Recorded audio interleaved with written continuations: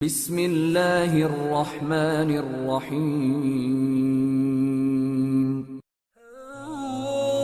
عبد القیس کا وفد جب نبی کریم صلی اللہ علیہ وآلہ وسلم کے پاس آیا تو آپ نے پوچھا کہ یہ کون سی قوم کے لوگ ہیں یا یہ وفد کہاں کا ہے؟ انہوں نے کہا کہ ربیہ خاندان کے لوگ ہیں۔ آپ صلی اللہ علیہ وآلہ وسلم نے فرمایا، مرحبا، اس قوم کو یا اس وفد کو نہ ذلیل ہونے والے نہ شرمندہ ہونے والے، یعنی ان کا آنا بہت خوب ہے۔ وہ کہنے لگے، اے اللہ کے رسول، ہم آپ کی خدمت میں صرف ان حرمت والے مہینوں میں آ سکتے ہیں، کیونکہ ہمارے اور آپ کے درمیان مظہر کے کافروں کا قبیلہ آباد ہے۔ بس آپ ہم کو ایک ایسی قطعی بات بتلا دیجئے جس کی خبر ہم اپنے پچھلے لوگوں کو بھی کر دیں جو یہاں نہیں آئے، اور اس پر عمل درآمد کر کے ہم جنت میں داخل ہو جائیں۔ اور انہوں نے آپ صلی اللہ علیہ وآلہ وسلم سے اپنے برتنوں کے بارے میں بھی پوچھا۔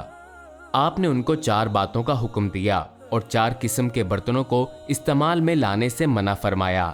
ان کو حکم دیا کہ ایک اکیلے اللہ پر ایمان لاؤ۔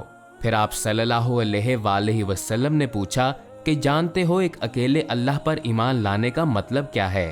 انہوں نے کہا کہ اللہ اور اس کے رسول ہی کو معلوم ہے۔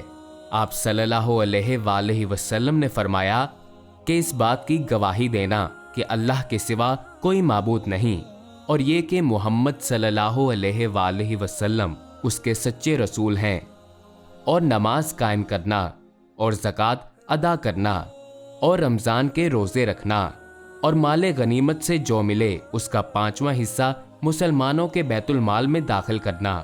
اور 4 برتنوں کے استعمال سے آپ صلی اللہ علیہ وآلہ وسلم نے ان کو منع فرمایا، سبز لاکھی مرتبان سے اور کدو کے بنائے ہوئے برتن سے، لکڑی کے کھودے ہوئے برتن سے اور روغنی برتن سے، اور فرمایا کہ ان باتوں کو حفظ کر لو اور ان لوگوں کو بھی بتلا دینا جو تم سے پیچھے ہیں اور یہاں نہیں آئے ہیں۔